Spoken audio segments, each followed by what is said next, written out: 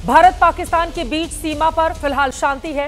सेना ने अपना अभियान फिलहाल रोका हुआ है, लेकिन ऑपरेशन सिंदूर को लेकर राजनीति अशांत है। यह भी कह सकते हैं कि सीमा पर युद्ध तो 3 दिन ही चला, लेकिन उसके बाद राजनीति पिछले कई दिनों से लगातार जारी है। आज बीजेपी ने राहुल गांधी के सवालों पर पलटवार करते हुए 2 अलग अलग पोस्टर जारी किए हैं।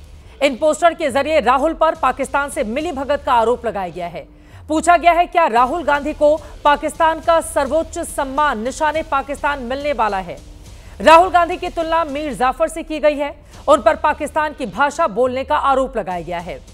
इसके जवाब में अब कांग्रेस पार्टी की ओर से भी विदेश मंत्री एस जयशंकर का एक पोस्टर जारी किया गया।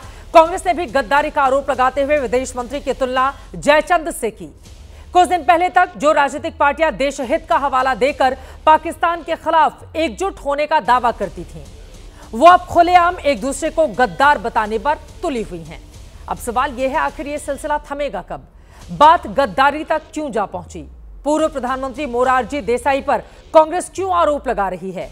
राष्ट्रहित पर दलहित को प्राथमिकता क्यों दी जा रही है? कई ऐसे सवाल हैं जिसको लेकर आज महादंगल में बड़ी चर्चा करेंगे, लेकिन उसके पहले वार पलटवार सुनिए।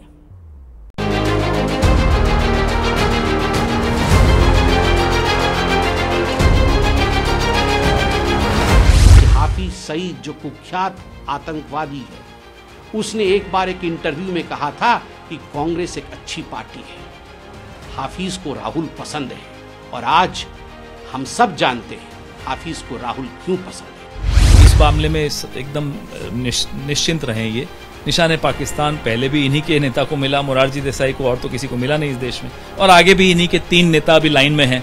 हम नहीं हैं उस लाइन में। इस तरह की ऊंची राजनीति राहुल गांधी के बारे में ऐसे फेक ये बनाकर करने से कोई फायदा होने वाला नहीं है। जिनके परिवार से एक नहीं 2-2 शहादत इस देश के लिए हुई है, उनको ये बीजेपी के प्रमाण पत्र की जरूरत नहीं है। विश्व का कोई देश भारत से ये नहीं पूछ रहा कि भारत के कितने जहाज गिरे।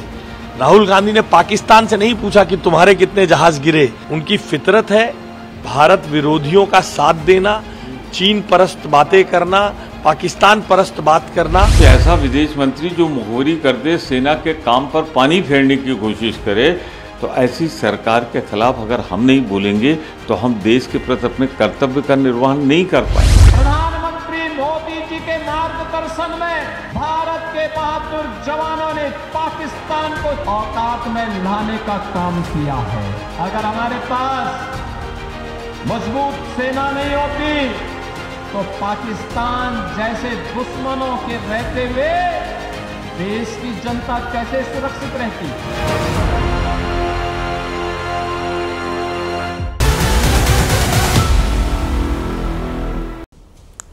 तो राजनीतिक लड़ाई अब गद्दारी पर आ गई है, लेकिन सवाल बड़ा यह है कि राष्ट्रहित पर आखिर इस तरह के आरोप प्रत्यारोप और राजनीति कब तक? कई मुद्दे हैं जिसको लेकर बड़ी चर्चा होगी। खास